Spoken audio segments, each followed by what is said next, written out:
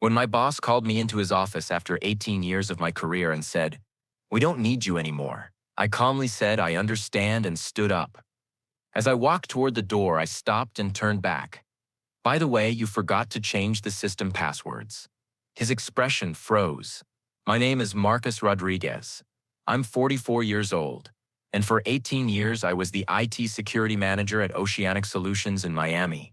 Until that day, for the past 8 months there had been a Cold War between me and the company's new CEO, David Harrison. 39-year-old David's first move after taking over the company was cost optimization. These fancy words actually meant firing experienced employees and replacing them with cheap young graduates. In David's eyes, I was now in the legacy employee category, meaning old, expensive, and unnecessary. But the truth was, I had built all of Oceanic Solutions' critical systems. For 18 years, I had designed every security protocol, every backup system, every emergency procedure. But there was something David didn't know. I wasn't just the IT security manager, I was also the guardian of the company's biggest secret. 5 years ago, former CEO Robert Mitchell had asked me to build a very special system. This system, which we called Project Neptune, managed the company's offshore accounts, shell companies, and other questionable financial transactions. "Marcus," Robert had said then, "this system will stay just between us. It won't be documented anywhere, and only you will have access." Oceanic Solutions appeared to be a marine engineering company, but in reality, it was running money laundering operations for drug cartels in Latin America. Every month, millions of dollars in dirty money were cleaned under the guise of marine equipment sales. 6 months ago, when I learned that David was planning to fire me, I started examining Project Neptune files in detail. What I found was incredible. In the last 5 years, the company had laundered a total of $2.8 billion in dirty money. David had no idea about this operation because the system worked with a completely secret accounting structure. When former CEO Robert retired, he hadn't shared this information with David. But the most surprising thing was discovering that David was trying to make the company do legitimate business. New partnerships, clean contracts, proper auditing. David was really trying to clean up the company. But he was unaware of the dirty business underneath. That evening at home, I explained the situation to my wife Carmen. 42-year-old Carmen had been married to me for 15 years and had always been my biggest supporter. "Marcus," she said worriedly, "this is very dangerous. These people, I know, mi corazón," I said. "But if David fires me and brings in a young IT guy, what will that kid do when he sees these systems? Will he go to the FBI? Or worse, if the cartels learn that this information has leaked?" Carmen was right. This was a risky situation, but it was also an opportunity. The following week, I had scheduled a meeting with David. I tried to broach the subject gently. "David, before we discuss termination, there's something I need to show you, Marcus. The decision is final. The company has a new direction. Your skill set is no longer relevant." "I understand," I said calmly, "but there's a problem with the transition process." "What problem?" "Project Neptune." David's face was blank. "What Neptune?" Perfect. He really had no idea. "David, when you took over this company, did Robert tell you everything?" "Of course. All operations, contracts, financial structure. Did he mention the offshore accounts? The shell companies in the Cayman Islands? The monthly $50 million questionable transfers?" David's face had turned pale. "What?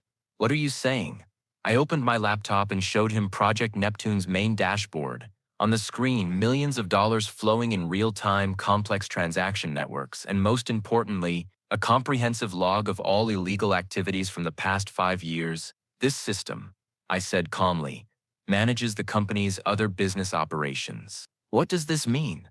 David asked, his voice trembling. "It means Oceanic Solutions doesn't just do marine engineering. It also provides financial services to very special clients." David jumped up.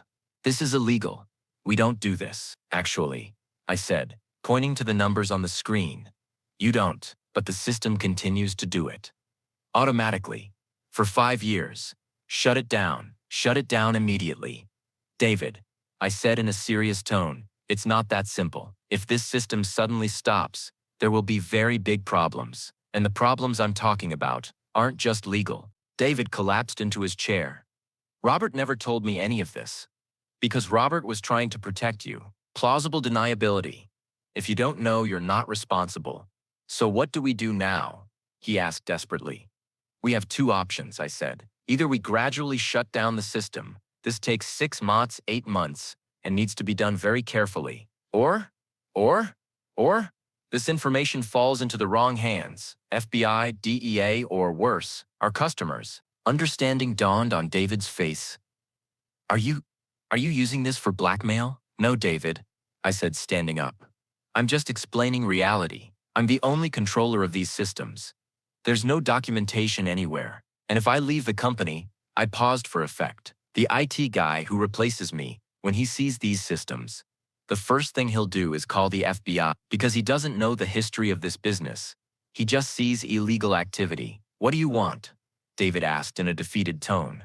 Simple, I said. Chief Information Security Officer position, annual $350K salary, plus equity, and most importantly, full authority to safely dismantle these systems. $350K is too much.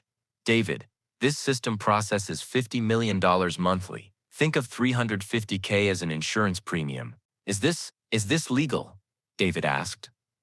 Technically, I'm just negotiating for job security. The information is only in my hands in a professional capacity, and I'm using it for the company's best interest. David thought for a long time. If I accept, will you completely eliminate these systems? Within 18 months gradually, safely, in a way that leaves no trace. 2 days later, David called me to his office again. This time the atmosphere was very different. Marcus, I spoke with the board. The Chief Information Security Officer position has been approved. I smiled. Excellent decision, David. But he said, raising his finger, after 18 months, this conversation never happened. Understood? Perfectly understood. 6 months later, Project Neptune began to be systematically dismantled, offshore accounts gradually closed, shell companies dissolved, illegal transactions terminated. David and I now have a very good relationship. He wants to do legitimate business, and I'm transitioning the company to clean operations. Last week, an agent from the FBI Financial Crimes Unit came for a routine inspection. David and I made eye contact during the meeting. The agent couldn't find any unusual activity. After the meeting ended, David said to me, Marcus, you saved our lives. David, I said with a smile, sometimes the most dangerous employee is the one you try to fire. Carmen asked that evening at home. What about the cartels? What will happen to them? Mi amor, I said. They'll find another money laundering operation. But our involvement ended cleanly, and David learned to be a legitimate businessman. By the way, at my salary review last month, David promoted me. I'm now Chief Technology Officer, with a $450K annual salary. Funny how things work out when you hold all the cards, isn't it?